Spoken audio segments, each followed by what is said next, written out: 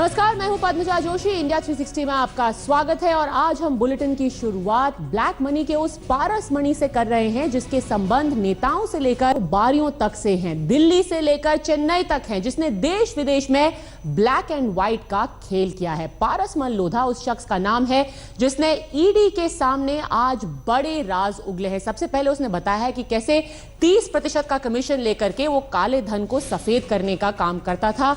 ED से पूछताछ जब की तो पारसमल लोधा ने बताया कि उसके तार जुड़े हुए हैं कई नेताओं से, कई बड़े बड़े कारोबारियों से भी उसने पैसे लेकर के, कमीशन लेकर के उनके ब्लैक मनी को व्हाइट करने का काम किया है। पुराने नोट खपाने के लिए दुबई जाने की भी कोशिश में लगा हुआ था। एन मौके पर उसको मुंबई से गिरफ्तार किया ईडी ने। मलेशिया में काले धन को सफेद बनाने का प्लान इसी तरीके से फेल हो गया। 30% कमीशन उसका चार्ज था जिसके बदले वो पैसा लेकर के, ब्लैक मनी लेकर के उसको व्हाइट बना देता था। दिल्ली में और दक्षिण में ना सिर्फ कारोबारियों बट नेताओं से भी उसके तार जुड़े हुए थे। उन सब के पैसे उसने बदलवाए। पारसमल लोधा के संपर्क विदेशी हवाला ऑपरेटरों के साथ भी थे और अब इनकी जानकारी भी ईडी उससे धीरे धीरे ले रही है। बैंकों और हवाला ऑपरेटरों से पैसे लेकर के, नए नोट लेकर के वो पुराने नोटों की बदली करता था। दाऊद के गुर्गों से भी पारसमल लोधा के रिश्ते थे। पहले एक कंपनी पर जबरन किस तरीके से अधिकार उसने अपना जमाया, उसको खरीदा। उसके लिए दाऊद के कुछ लोगों की मदद उसने ली थी। पियरलेस उस कंपनी का नाम है जिसको खरीदा था पारसमल लोधा में, और उसमें दाऊद के आदमियों की मदद उसने ली थी। पर प्रधानमंत्री मोदी की नजर में ये सारे काले धन वाले कारोबारी हैं। खबर है कि पीएमओ खुद काले धन वालों पर नजर रख रहा है। सूत्रों के मुताबिक प्रधानमंत्री कार्यालय को अब तक 600 ऐसे फोन कॉल आए हैं। करीब 70% फोन कॉल के आधार पर आईटी और ईडी ने छापेमारी की है, कार्रवाई की है।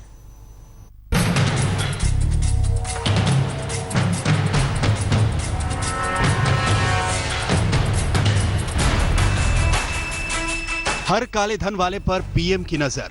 पिछले दरवाजे से कुछ कर लेंगे, लेकिन उनको मालूम नहीं था मोदी ने पिछले दरवाजे पर भी कैमरे लगाए हुए हैं। ये सब के सब पकड़े जाने वाले, कोई खतरे वाला नहीं है।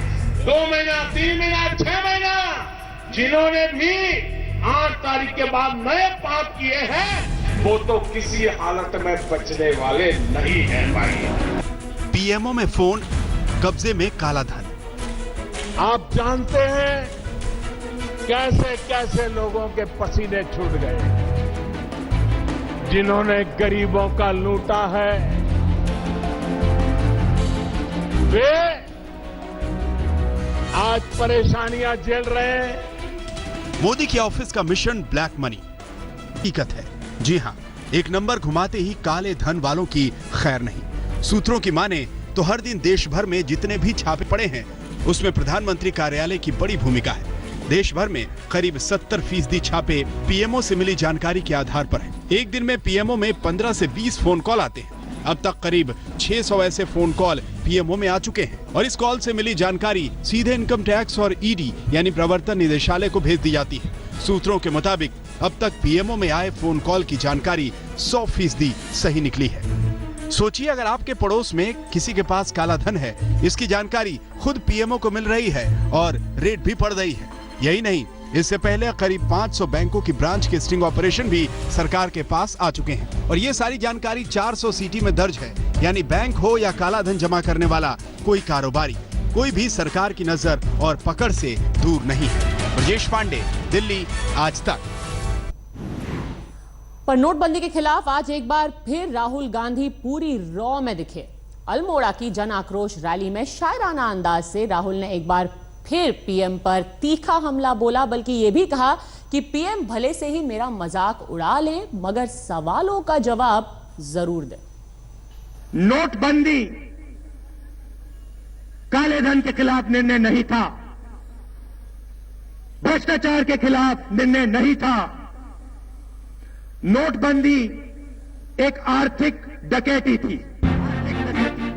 एक रोज पहले प्रधानमंत्री मोदी ने राहुल के तीखे आरोपों को हंसी में उड़ा दिया था, लेकिन आज फिर नोटबंदी के मुद्दे पर राहुल का हमला जारी रहा। मोहन सिंह कीम सिंह जी की जो बाल मिठाई है उसको आप पेटीएम के माध्यम से खा पाएंगे क्या?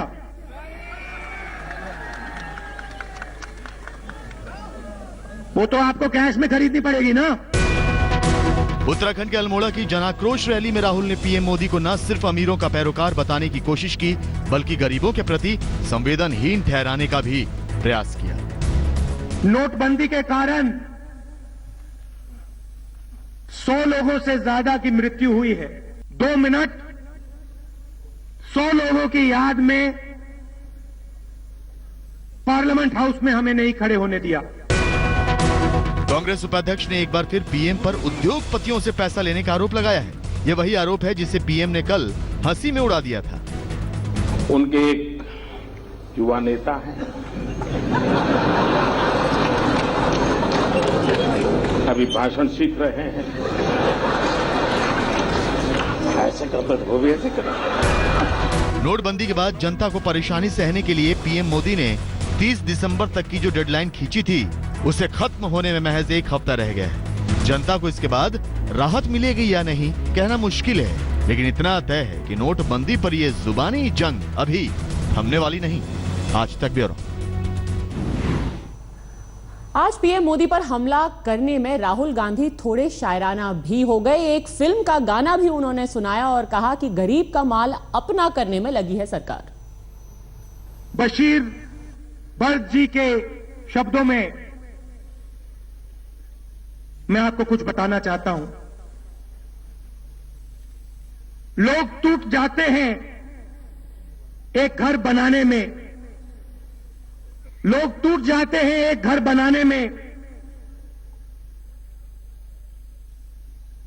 तुम तरस नहीं खाते गृहस्थियां जलाने में। लोग टूट जाते हैं एक घर बनाने में, तुम तरस नहीं खाते गृहस्थियां जलाने में। गरीबों से पैसा खींचो, अमीरों को सींचो। अमिताभ बच्चन जी की फिल्मों का एक गाना था, आपको तो लगता है बस यही सपना, राम राम जपना, गरीब का माल अपना। खबर अब आ रही है दिल्ली से। 3 दिन पहले पूरी दिल्ली में सनसनी फैल गई थी जब यह खबर आई कि एक मर्सिडीज गाड़ी के अंदर एक नाबालिग लड़की की गोली मारकर हत्या कर दी गई। अब आज तक के पास एक वीडियो आया है जिसमें हत्या से कुछ ही मिनटों पहले का है ये वीडियो, जहां पर ये लड़की अपने दोस्त के साथ दिख रही है। ये वही आदमी है जिस पर इस लड़की की हत्या का आरोप लगा है। जो ये वीडियो है उसमें वो पिस्तौल भी दिख रही है जिससे इस लड़की पर गोली चलाई गई थी। अपने घर के ठीक बाहर उसका कत्ल किया गया था। एक मर्सिडीज गाड़ी में उसकी लाश पाई गई थी। वो अपने 2 दोस्तों के साथ दिन में घर से निकली थी, लंच खाने के लिए रजौरी गार्डन तीनों गए थे। उसके कुछ ही देर बाद उसकी मां का कहना है कि लड़की ने अपनी मां को फोन किया, कहा कि कुछ गलत हो गया है और थोड़ी देर बाद ही लड़की की लाश इस मर्सिडीज गाड़ी में मिलती है। पर अब जो ये वीडियो सामने आया है उसमें हत्या के कुछ ही मिनटों पहले की ये सारी तस्वीरें हैं जहां पर दोनों साथ में देखे जा सकते हैं। हत्या में जो इस्तेमाल की गई थी पिस्तौल, वो भी इन तस्वीरों में दिख रही है।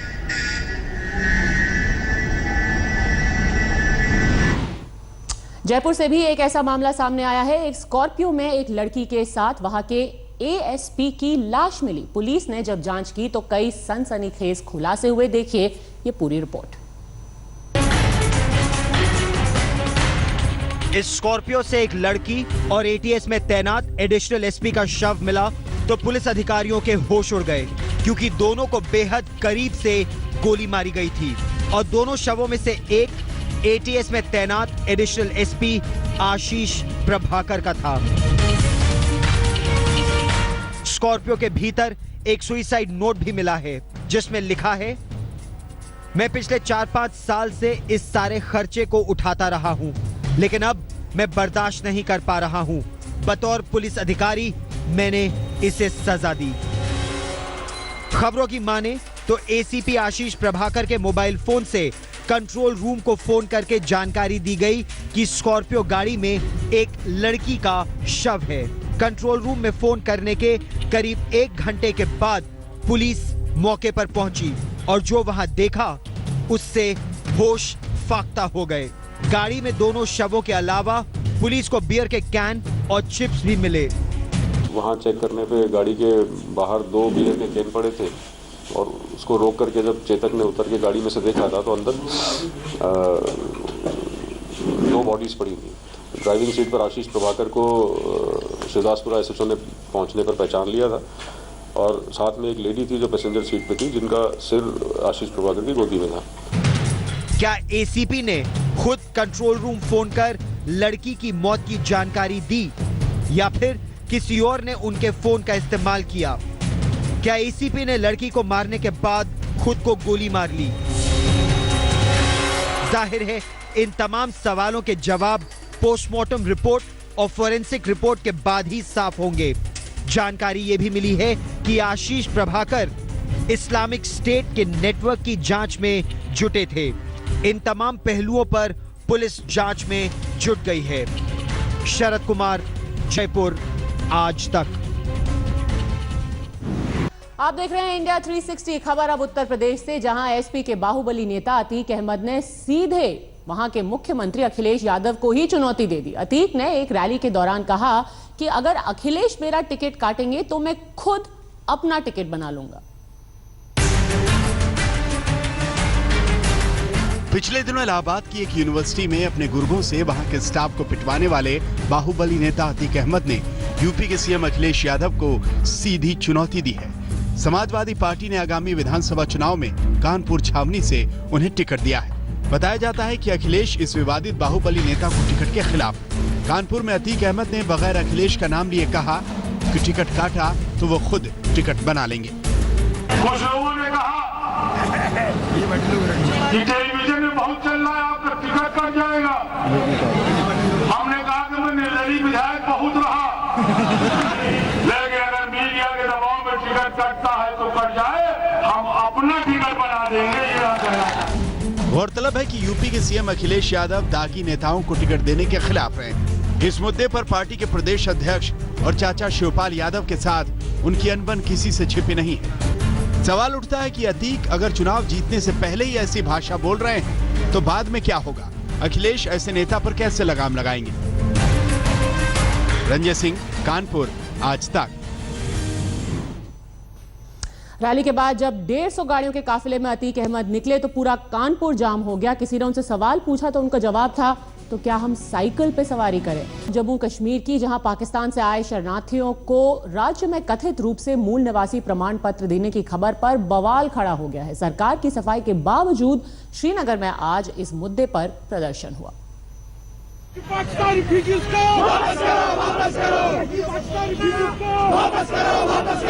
कुछ हफ्तों की शांति के बाद श्रीनगर की सड़कों पर फिर नारे गूंजने लगे हैं। इस बार मुद्दा है 1947 के बाद पाकिस्तान से जम्मू कश्मीर आए शरणार्थियों को कथित रूप से डोमिसाइल सर्टिफिकेट यानी मूल निवास प्रमाण पत्र जारी करने का।